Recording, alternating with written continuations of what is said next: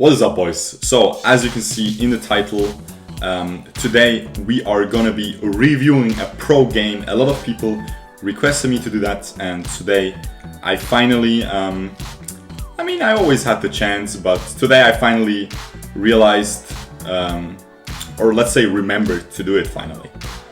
Anyway, let's get right into it. So, the bans were Enzo Hayate, you know, the broken stuff, Violet, Talon was banned as well. Raz was banned, the Flash was banned, but that is more of a like counter pick bans, and the Zip was banned, of course. And yeah, I wanted to show this game because it was, first of all, it was a very good game. I already skipped through it a little bit. I didn't spoil myself completely, but yeah, I checked out how they play, and the teams ended up playing really well from what I've seen. And I wanted to show the legendary matchup, Murad versus Nakroth. You know, you just love to see it when it happens in pro play, when both teams pick a really high skill cap jungler, and that's exactly what they did here. Murad versus Nakroth. Let's see who wins the eternal duel, I guess.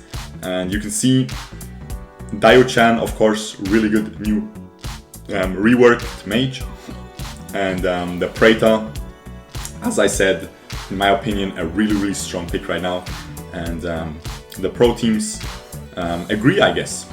And here we are looking at AHQ versus Talon. I mean, I'm sure you could have read it already, but just to mention it, my boy Rush and Huck are playing on the blue side, of course, and yeah, Rush on that Murad. You guys know he is very well known to be one of the best junglers in the world, and he's giving us that Murad performance today, so we will see how good it will be. Now, the funny thing is, right off the bat, you can see 4 shields on one side, 3 shields on the other side. Hey, if we just look at the math, boys, 4 is better than 3, so I guess Talon is gonna win this game. Unlucky, huh, for AHQ. Anyway, and you can also see the Valheim on the blue side as well. Something that I think is really strong right now. And yeah, but to be fair, they banned a lot of the other ADCs, like Telenas, like Violet, so I guess, and the Fennec was picked, so I guess the Valheim is just the next best choice. And you can see in the early game, they're just gonna be, they're dual laning, not because they are platinum and always dual lane, but because the teamie is trying to give the Valheim a lot of gold, and here they end up trading 1 for 1. They get Huck in the mid lane on that Dio-chan, but they do end up losing 1 member of themselves as well.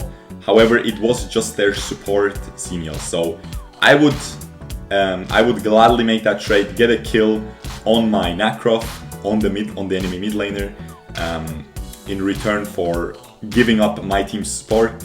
That is always a good trade. So far Talon is doing a pretty good job. However, the objectives have gone to AHQ, of course, so far, the Dragon especially, and the Sentinel as well. So they are outplaying the macro sense so far. That is why you can see the 1000 gold lead. However, that doesn't mean anything so far. This is still anyone's game, of course. Now AHQ is doing a good job.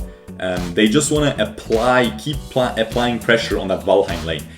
As you know, Valheim is one of the most annoying heroes to lane against, and Nakroth realizes this, that they will apply a lot of pressure on the Valheim side, so he just instantly counter jungles. That's the whole reason you pick Nakroth, just to counter jungle the enemy and just steal. Even if he steals that small jungle camp, it's 80 gold for him and 80 less gold for Rush, so that's a 160 gold difference.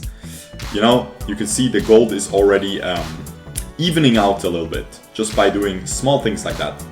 You can see the Xenial gets caught again, his shield gets popped, and he runs super fast back into the fray.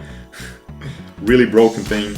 And here Preda gets caught, but he uses his Arctic Orb enchantment and is able to avoid most of the damage of Rush. But the Rush is just happily charging his ult and is gonna try to poke. But the Preda knows that these guys are pros. They know how to avoid Murad. They will just back out, and they end up doing that. Rush is super confident, however, and just starts the dragon. Of course, Valheim, as I said, this side of the map is just supposed to win. Valheim is so strong early game. Even a Fennec, who is really strong too, cannot do much there. And you can see both ADCs picked up sprint. Again, something I really like, especially as a Valheim. If you have the shield, you don't need flicker necessarily. You can get both by the Nakroth and still survive. You can see that even the Florentino survives with the shield, and I think his Hercules popped as well. Huck tries to kill the Nakroth, but the Nakroth, if you get hit as a Nakroth by Dio-chan ult or the stun, you are either super bad or she is the best player in the world. Because yeah, that shouldn't happen. You can just always avoid that. Ooh, but you can see finally the Fennec shoots back. The Fennec engages onto the Valheim and just ends up getting the kill. But he's definitely gonna die here. Ooh, what a hero. Ends up getting the tower before he dies. Beautiful play by that Fennec. That was really cheeky. He stole the Valheim's life, and he stole the tower's life, and he stole all our hearts, boys. Hey, listen, dude, I'm trying to be a little bit cringe like all the casters, so bear with me with those dad jokes, you know what I mean? But I mean, he stole my heart with that little cheeky rat rolling in, stealing the tower.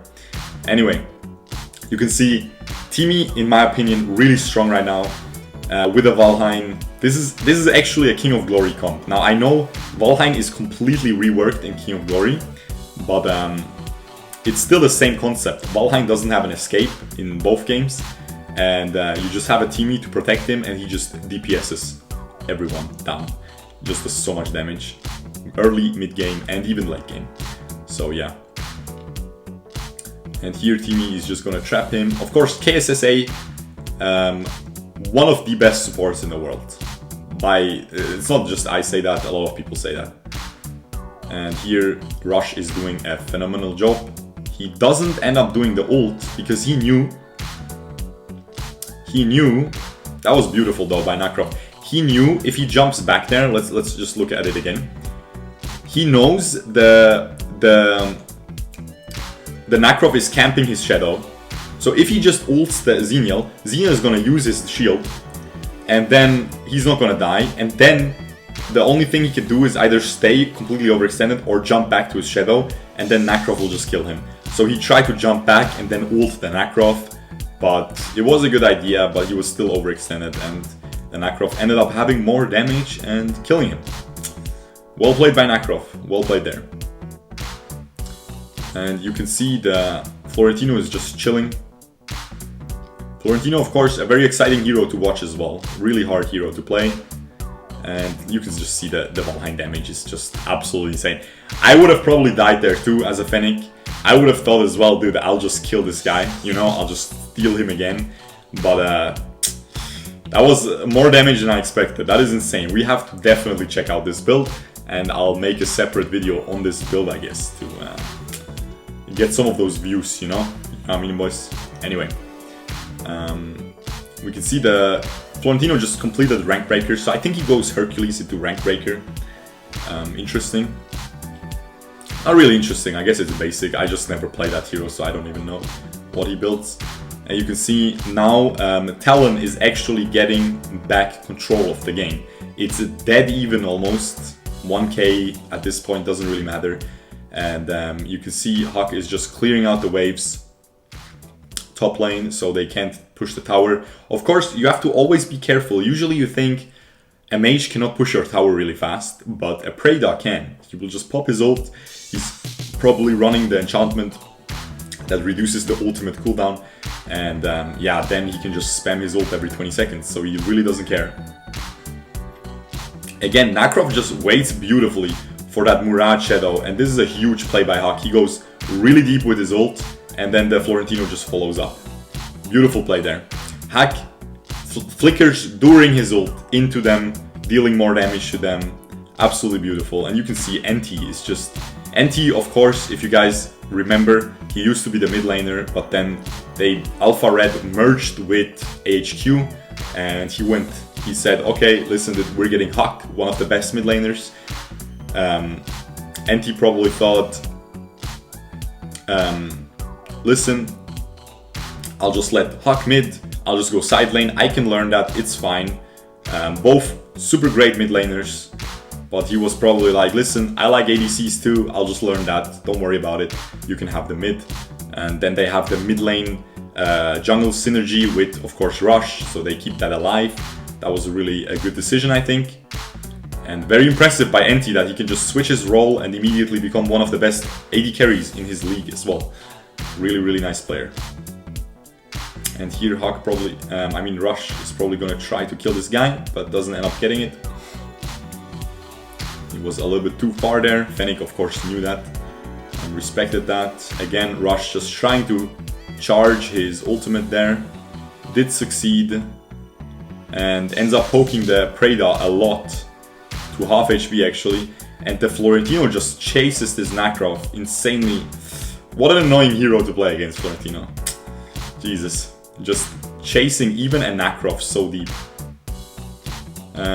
Little boy Fennec walks back into the S2. Unlucky. Here they're just gonna start the Darkslayer actually. Nakroth is really close, but they have Valheim and Murad. It's just so much damage. And the red team doesn't even suspect it, or they just didn't want to go there, I guess. But I think they just didn't suspect it, honestly. And you can see now, slowly but surely, AHQ is taking control of this game. The thing is still, though, that NT is playing Valheim, and Valheim is strong early game, yeah, but he gets one-shot very easily late game, especially by a Nakroth. And the red team, Talon, has a Kilgroth, and if you haven't seen Kilgroth on this new patch yet, then you should be very glad. I played against the King Kilgroth lately, and he got really fed, and he did 47% damage on a Kilgroth side lane, and he went Claves, yeah. And with this enchantment, you go in, you use your S2, you pop your ult, your S2 is almost off cooldown again, and then you just pop it again. You know what I mean? And then you just deal a ton of damage for like such a long time. Because usually this hero only deals a lot of damage whenever his S2 is up, but you won't have a cooldown, so what are you gonna do? And yeah, really, really strong hero in my opinion now. Of course, he loses the lane against Florentino quite heavily, I think. Florentino is just really... if you can't CC Florentino and Kilgroth has no CC at all, you can't really do much against him. So, of course, he will struggle for the early game, but I think late game Kilgroth is just unbeatable. With the lifesteal, it's just absolutely crazy. And we should be nearing that state, slowly but surely. So we will see if he can end up carrying. They are pressuring really well though. This is what AHQ does really well. They pressure these towers really well. They poke the tower, they end up getting it, and they immediately disengage. They just wanted that tower, they immediately run back. They don't want to risk dying, they don't care. They don't care about the kills, they just want those towers. And yeah. NT is just trying to poke with his ult. As I said, as I didn't say yet, but I'm gonna say it now. Valheim ult is just... You should treat it like another skill. It's not an ult. It's just a low cooldown ult, but it's not super powerful. It's just another skill. You just throw it out whenever. You clear waves with it, etc. Let's look at the items real quick. Valheim has the Fafnir, the double crit, and the Muramasa. Florentino is really offensive actually, does a lot of damage. And the Murad, of course, a very standard build as well. 9.3k on Nakroth. Now, see, the gold differences are not too huge. Not too huge. Preda is really behind, 1k behind his Daio-chan counterpart. But everyone else is like 800 gold behind as a jungler, 1000. It's not that bad if you're at 9.4k against 10.4k. It's not a huge deal. So, like, he's almost at 6 items as well, the Nakroth. And he has the Clave Sancti, so if he gets some lucky crits, he's absolutely gonna murder people. And here, I'm not sure if Red Team can actually contest the Darkslayer, because I feel like they are just too much in a disadvantage positionally, because blue team side team is just really strong because of that teamy. Whatever they do, they always have to think about 2 people getting revived by teamy. That's always gonna happen. Teamy can revive himself and another ally, and that's just gonna happen way too often. And then they have a Dio-chan, which you saw there beautifully, is just there for the peel. If they end up diving the Valheim, Dio-chan just stuns them, ults them, and they can't really do much. So I'm actually very impressed by the draft by AHQ here. It really feels like they are winning just by the heroes. And it's not even they have OP heroes, it's just that they have a very cohesive team comp that just fits together really well, as you can see. Like you can't really, the only thing that can beat Valheim is dive and poke. And the enemy team didn't pick a lot of poke. That is their bad, I think. If they picked maybe Crixie mid lane, would have been probably better than a Preda. And yeah, the only thing that beats the blue side team is poke, and there is no poke except for the Preda, but it's like he charges it and you can just run away, you know? It's not for Preda is not for that. Preda is for zoning, not for actually poking the enemies. And yeah, but Preda is good against Dio-chan. I know why they picked it, because he can just put his thing down while she's ulting and she has to cancel her ult, or she's gonna take half her health in damage. But yeah, you can see just the teamy is playing really well with the vision. Again, as I said, KSSA, one of the best supporters. And here they have too big of a wave. They can't really, Red Team can't defend that. The only thing Red Team has to defend now is their last base tower. That is the most important thing, and I'm pretty sure they can defend this for a long time, because they do have the Preda wave clear. So we will see if this game closes out soon, or if it's still gonna take a long time. You can see Rush is just trying to poke with his S2. He's trying his best to get stacks, but the Nakroth just comes in, pokes him. Nakroth is doing really well. Nakroth still has the revive of the dragon buff. It just timed out, never mind. Yeah. Now they do get Nakroth's blue. You just hate to see it. He ends up getting his red though. That is good for him at least. But they made the right decision focusing his blue. Here he just dashes away, uses his ult to not get stunned by Florentino, and then just dashes away again. Again, even Nakroth and Murad went to the shield. It's time to nerf it, guys. But they are gonna nerf it next patch, so I guess it's fine. But yeah, you can see Rush is just playing really well. He's playing the macro game. He's not. We aren't really seeing a lot of these 1v1s that you see in ranked games of Nakroth versus Murad. But we are seeing a lot of very good macro. Of course, by both junglers. Like you saw, Murad was invading early game really well. But yeah, I think it's just a team comp, man. Valheim, Dio-chan, Timmy. Just seems like a really strong trio combo. And you can really put anything there.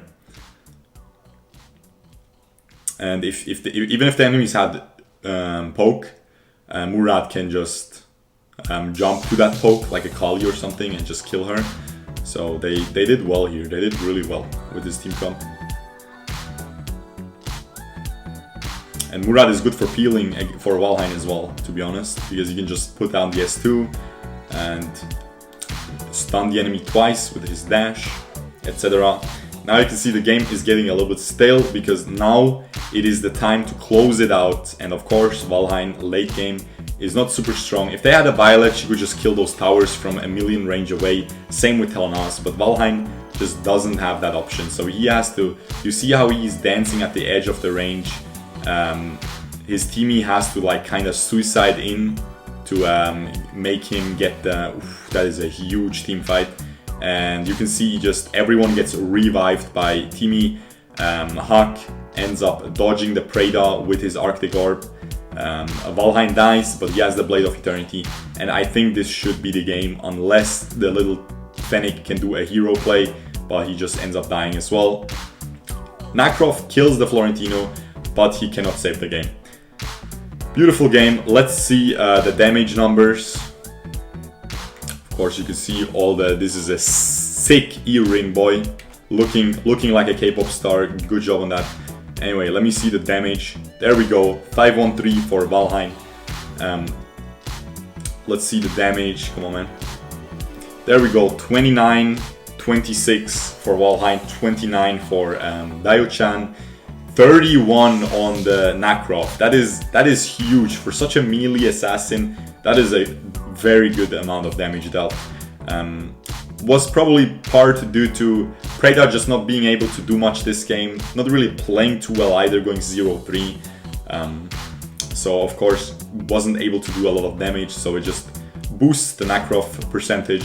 But anyway, let me know if you guys enjoy these. I'm recording some more because I'll be leaving for China soon, so I'm pre-recording some videos, so I'll be releasing some more of these anyway. But yeah, let me know for the next time I record these if you want me to include the draft, if you want me to talk about the draft, etc. And yeah, I hope you guys enjoyed this. If you did, leave a like, and I will see you guys tomorrow. Peace out, boys. Bye-bye.